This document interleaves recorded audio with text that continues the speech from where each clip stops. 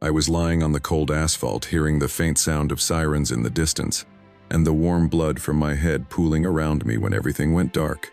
In that moment, all the scrolling, all the notifications, all the likes and comments I was chasing, they meant nothing. My name is Miguel Santos, and I was living the life everyone told me to live, always online, always hungry for more, always afraid of missing out. But I didn't know I was missing the most important thing of all, my soul. I remember trying to breathe, feeling every second, stretching into eternity, until I heard a voice so calm, so gentle, that it made everything else fade away. Miguel, my child, how have you lived with the gift of life I have given you? I wanted to speak, but I couldn't. I wanted to say sorry, but tears fell instead. In that darkness, a light appeared before me, and I saw the earth trembling, cities, collapsing waves, higher than buildings swallowing everything. I saw mothers crying, fathers screaming, children calling for help, and I felt every pain, every fear, every regret, as if it were my own. And then I realized, what if this is not just about me? What if this shaking is a warning, a chance for all of us to wake up before it is too late? What if all the things we think matter, the gadgets, the brands, the likes, the money, are distractions keeping us blind to the real treasures we have? Family, kindness, faith, and the earth we are slowly destroying. My heart was beating so fast, but in that place, I felt a peace I never felt before. Miguel, do not be afraid. I am with you, but you must tell them. You must tell them to return to love, to live with compassion, to walk in humility, before the earth cries out louder than before. I saw visions of people coming together, holding each other in prayer, sharing food, planting trees, protecting the oceans. And I saw the earth smiling, the waves calming, the fires fading. It was then I knew this story is not just about a near-death experience. This is a message, a call. For you, for me, for every Filipino family who has forgotten how precious life truly is. My name is Miguel Santos, and this is what I saw when I died. As the light surrounded me, I felt the warmth of Lola Rosa's arms as a child, sitting beside me telling me stories about faith and how God sees every tear we cry. But this light was even deeper, as if it could see through every layer of who I really am. Then I saw the mountains, the red earth, and the faces of elders I had never met before. They sat in a circle, eyes closed, hands raised to the sky, praying with a depth I had never seen in my busy city life. They were the Hopi, an ancient people, whose prayers touched the earth with every word they spoke. Their faces were full of wisdom, their voices soft but firm, as if they had seen the future and were trying to warn us before it was too late. I heard the wind speak through them, telling stories of how the earth has lived through the ages, how it has seen civilizations rise and fall, how it has seen human greed, how we pollute our rivers, how we burn forests for comfort, how we yearn for more.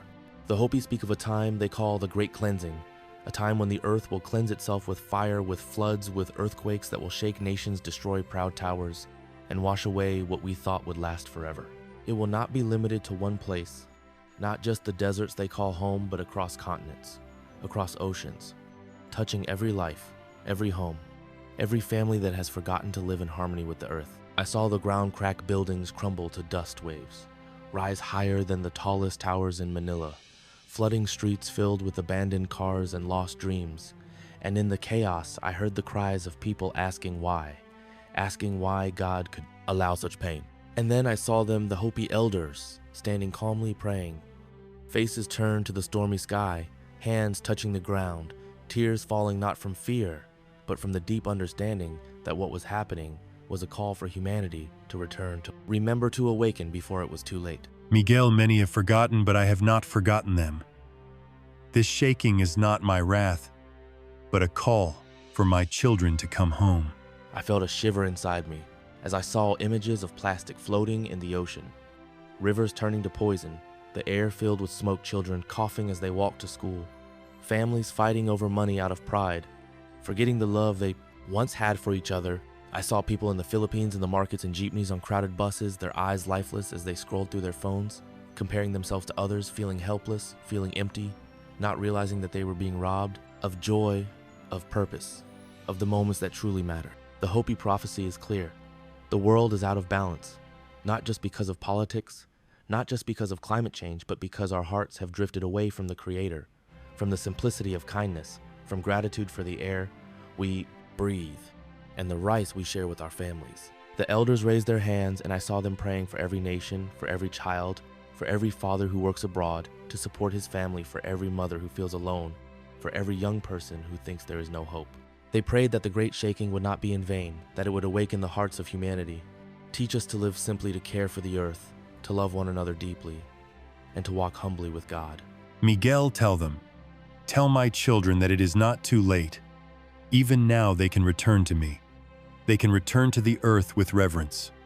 They can return with love, and the earth will rejoice with them. I see people planting trees where there is trash. I see rivers cleaned by communities singing as they work. I see families praying together before meals, not just to ask for food, but to be grateful that they can eat together. I see young people putting down their phones to hug their parents, to call their grandparents, to laugh without filter, to love unconditionally. The great cleansing, according to the Hopi elders, is not a punishment, but the painful birth of something new, something beautiful. If we only listen, if we only change, if we only remember who we really are.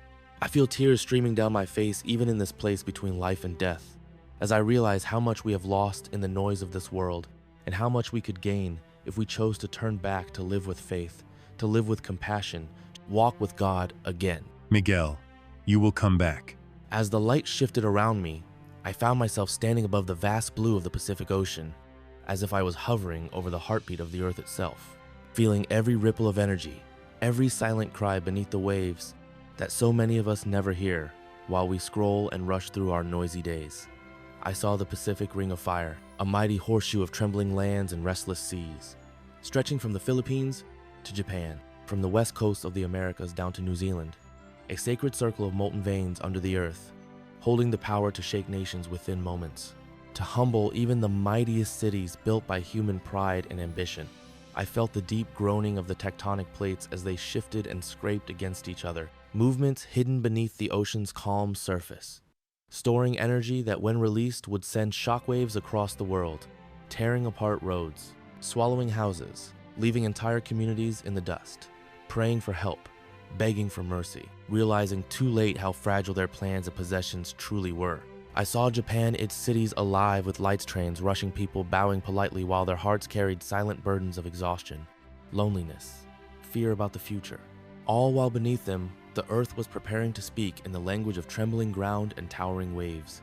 I saw the west coast of America, highways crowded with cars, people sipping coffee as they scrolled, planning business moves, chasing wealth, unaware that beneath them, faults were shifting, ready to remind them that all the empires they built could crumble in minutes of shaking. I saw the islands of the Philippines, beautiful green alive with the laughter of children near the coast, fishermen mending nets, mothers carrying babies under coconut trees, while under the waters, volcanoes were breathing the earth, preparing to remind us that everything we take for granted, the blue skies, the calm seas, the solid ground under our feet, could change in an instant. Miguel, many see the beauty of the sea, but few honor the one who made it.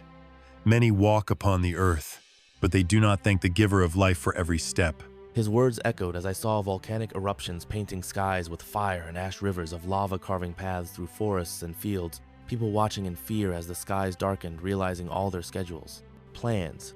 Meetings meant nothing when the earth decided to speak. The Pacific Ring of Fire is not just a geological term.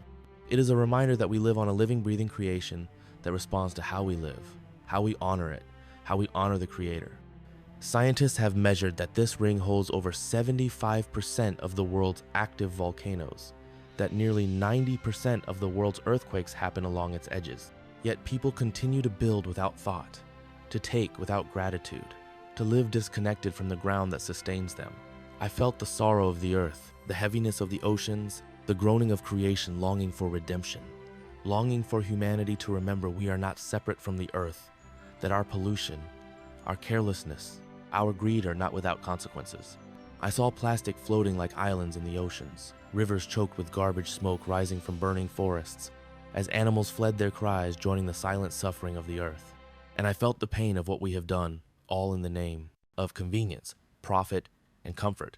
And then I saw hope. Communities coming together after disasters, neighbors helping neighbors, strangers becoming family people, praying together under open skies because their churches had fallen, their mosques cracked, their temples crumbled, yet their faith remained shining brighter in the darkness. Miguel, the shaking is not to destroy, but to awaken. It is mercy, calling my children to return, to remember, to rebuild with love, to live with gratitude. His voice was calm, yet it carried a weight that reached deep into my soul, showing me that while the Pacific Ring of Fire holds the power to humble nations, it also holds the promise of new beginnings. If we would only learn, if we would only change, if we would only live with humility and honor the earth as the precious gift that it is. I saw young people in the Philippines planting mangroves, families in Japan preparing emergency kits, not in fear, but in wisdom. Communities in California sharing water-building, earthquake-resistant homes, choosing kindness over indifference. And I saw the earth responding, the winds calming, the waters settling, the land healing, as if the earth itself was sighing in relief, grateful that humanity was finally listening. Miguel, tell them, the time is now. The Cal. As I stood there, the visions began to change. The air around me pulsed like the beat of a drum, heavy, slow, echoing into eternity. And I knew I was about to see something that would change me forever. In the distance, I saw a calendar, the pages flipping rapidly, faster and faster, until it stopped on one date, the 5th of July, 2025. I saw the numbers glowing, trembling, as if even time itself was warning us to pay attention. And then, I saw the earth moving, shaking violently, buildings swaying, glass shattering, waves rising in the distance like a dark wall swallowing the horizon. And I saw Japan, a country that holds so much history, beauty, resilience. I saw the streets of Tokyo, neon lights flickering before turning black, trains halted, people screaming, the ground opening, water rushing in like a monster that could not be stopped, swallowing cars, buses, homes, lives. I saw parents clutching their children, their eyes wide with terror, crying out for help, for God, for mercy. I saw the waves rushing over coastal towns, washing away years of hard work, dreams, memories, in a matter of seconds. And I felt their fear, their confusion, the regret of not preparing, the pain of realizing how much we take for granted until it is too late. And then, I saw the waves travel beyond Japan, moving across the vast Pacific, reaching the shores of Hawaii, California, even the islands of the Philippines, where children played by the shores only moments before. I saw fishermen looking out into the sea as the water pulled back, exposing the ocean floor, only to return with violent force, flooding homes made of bamboo, destroying markets filled with laughter only hours before. I saw a grandmother clutching her rosary, whispering prayers as the water came, her faith the only anchor in that moment of chaos. Miguel, many will see this shaking and blame me. They will say I have abandoned them, but I have not. I have warned. I have called. I have waited with love, hoping they would return to me before the shaking comes. His voice trembled with love, not anger. I felt the deep ache in his words, the desire for humanity to understand that these shakings are not punishments, but wake-up calls, invitations to return to what truly matters, before the temporary illusions of this world are washed away. I saw the connection between this prophecy and the words of the Hopi elders, their warnings of the great purification, the time when the earth would cleanse itself through shaking, fire, and water. And I saw how this shaking was not just about the ground beneath us, but about the shaking of our hearts, our priorities, our way of living. I saw people in Japan remembering their ancestors, recalling the old tsunami stones that warned them never to build too close to the shore. I saw young people weeping as they realized how disconnected they had become, lost in screens, lost in the noise, forgetting the power of faith, family, and community. I saw the islands of the Philippines trembling, not just from the waves, but from the fear that spread like wildfire.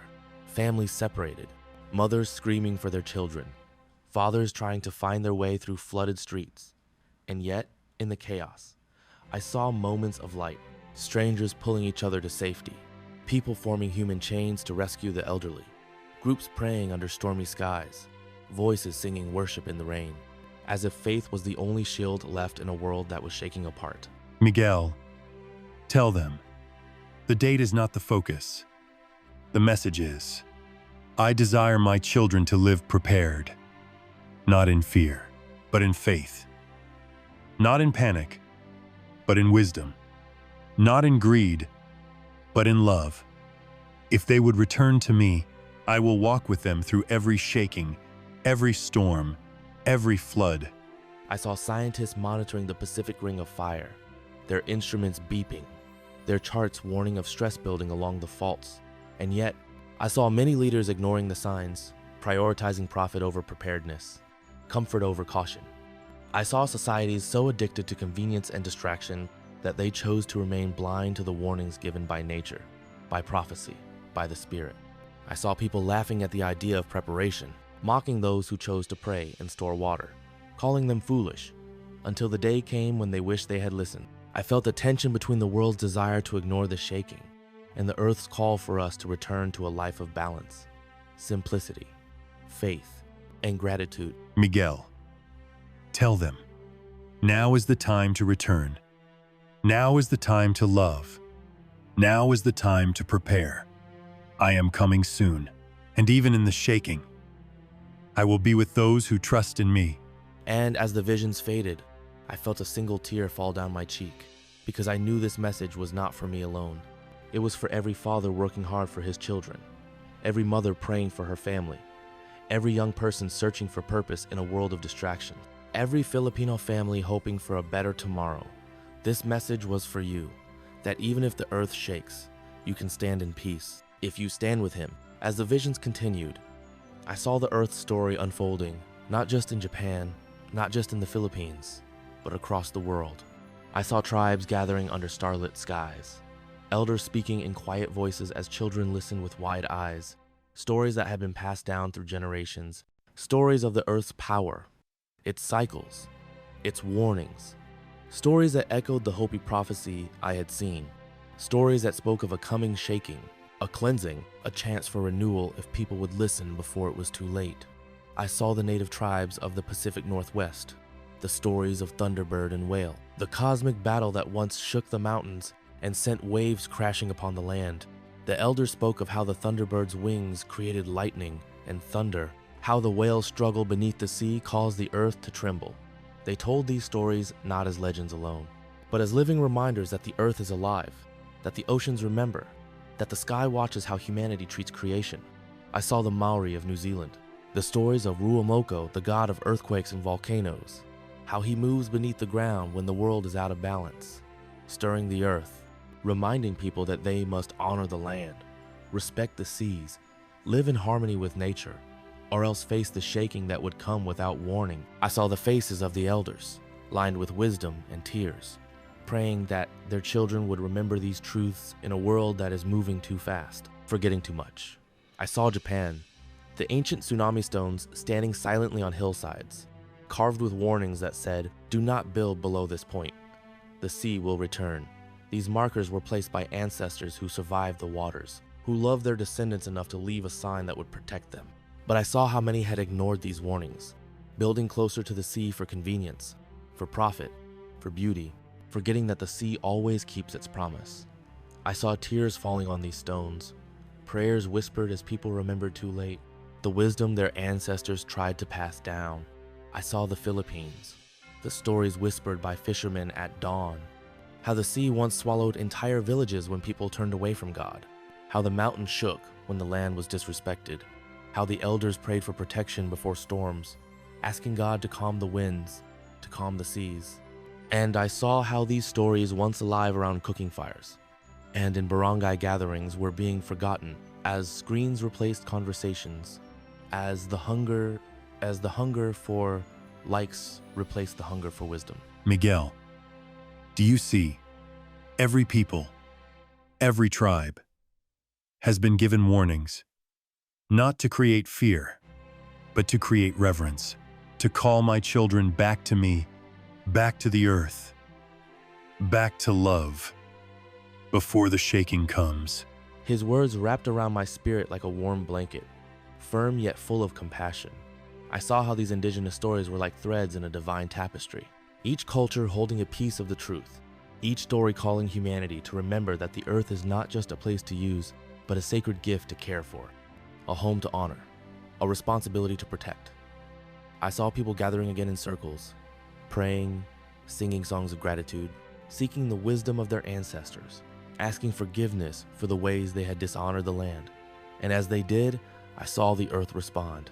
The wind softened, the waters calmed, the ground rested, because gratitude carries power, because repentance releases mercy, because humility can heal what pride has broken. I saw the youth rising, young men and women in the Philippines, in Japan, in the Pacific Islands, in the Americas, coming together to learn the stories of the past, to plant trees, to clean rivers, to protect the oceans, to teach others to live simply, to pray for the nations, to prepare spiritually for the days ahead, not in fear, but in faith, not in panic, but with purpose. Miguel, tell them, I have placed wisdom in every culture, in every family, in every elder's story, so that my children would not be caught unprepared, so that when the shaking comes, they will stand in faith. They will know that I am with them. The shaking is coming. It will come to test what we have built, to test what we have valued, to reveal where we have placed our trust. But it is not coming without warning. It is not coming without love. The stories of the elders, the whispers of the earth, the words of Jesus, they are all calling us to return before the tides rise, before the ground moves, before the winds howl, so that when it comes, we will not be found in fear, but found in faith.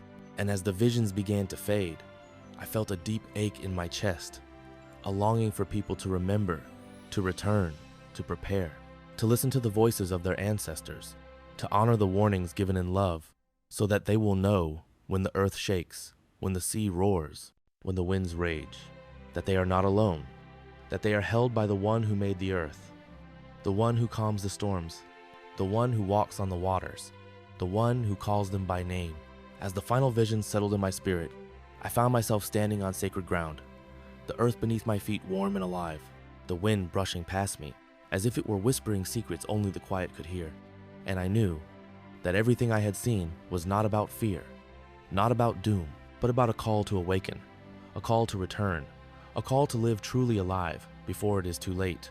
I saw the Hopi elders again, their hands lifted, tears falling down their faces as they prayed, not just for themselves, but for all people, for every child who had forgotten the taste of simple joy, for every father burdened by the weight of providing, for every mother who prayed at dawn for her family's safety, for every young person drowning in comparison and distraction.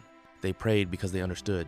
The shaking is not the end, it is the beginning, if we will only listen. They spoke of the great purification, not as destruction, but as cleansing, not as punishment, but as mercy. The earth is not angry. The Creator is not seeking revenge, but the earth cries when it is wounded. It trembles when it is burdened, and it longs to be healed, to be honored, to be loved as it has loved us with its food, its water, its shelter, its beauty. Miguel, the shaking is a message, a final call for my children to return to what matters, to remember that faith is more precious than gold, that love is stronger than fear, that kindness is a greater legacy than riches. I do not desire fear. I desire hearts that are ready. His words were soft, yet they thundered through my spirit, reminding me that prophecy is not destiny. It is invitation. We still have a choice. We still have time. If we would only pause in our busy lives, look around us, see the gifts we have ignored, the moments we have wasted, the people we have hurt with our pride, the earth we have harmed in our greed, and choose to change. I saw families kneeling together, praying together, laughing together again, choosing to forgive rather than hold grudges, choosing to listen rather than argue, choosing to live simply rather than consume endlessly. I saw young people putting down their phones, looking into the eyes of their parents, helping their grandparents walk to church, singing worship songs under open skies. I saw fathers returning home early to play with their children, mothers blessing their homes with prayers each morning, friends checking on each other, communities planting trees, cleaning rivers, preparing for shaking not in fear, but in wisdom. I saw the earth responding, the winds softening, the waters calming, the ground resting, because gratitude heals, because humility brings peace, because love restores what fear destroys. I saw the Philippines, the waves crashing against the shores, the winds dancing in the coconut trees, the mountains standing tall as reminders that God's strength is greater than any storm. I saw people lifting their hands in worship, even when the earth trembles, singing with tears in their eyes, not afraid, but ready, because they know who holds the earth, who calms the seas, who walks with them through the fire. Miguel, tell them, I am with them, even when the ground shakes, even when the waters rise, even when the winds howl. I am with them, and I will never leave them. His words broke me because I realized the greatest preparation is not just physical, it is spiritual. It is the preparation of the heart, to love deeply, to forgive quickly, to live gratefully, to walk in faith when everything else is shaking, to trust that God is greater than the storms that will come. The Hopi elders in Jesus were speaking the same truth in different languages. The earth is not our enemy. It is our teacher. It is our mirror, reflecting how we live and what we value. If we live in disconnection, it will shake us back to connection. If we live in greed, it will strip us back to simplicity. If we live in pride, it will humble us back to faith. It is a mercy we may not understand, but it is a mercy we desperately need. Miguel, tell them to return to me now, to prepare their hearts, to prepare their homes, to prepare their communities, not because I desire to harm them, but because I desire to save them, to protect them, to lead them into a life that truly matters. As I stood in that place between eternity and earth, I felt a peace wash over me, a deep knowing that no matter what comes, we are not alone, that even in the shaking, there is purpose, there is mercy, there is hope. And I knew that this message was not just for me. It was for you, for your family, for every Filipino heart searching for meaning in a world that is trembling. Return to Him, live simply, love deeply, walk humbly, prepare wisely, honor the earth, and honor the one who made it. Because when the shaking comes, and it will come, you will stand in faith. You will stand in peace, and you will know that even when the earth shakes, you are held by the one who holds the world in His hands. As the vision slowly faded, I felt my spirit returning, the warmth of that sacred place still wrapped around me, the words of Jesus and the prayers of the elders echoing in my heart.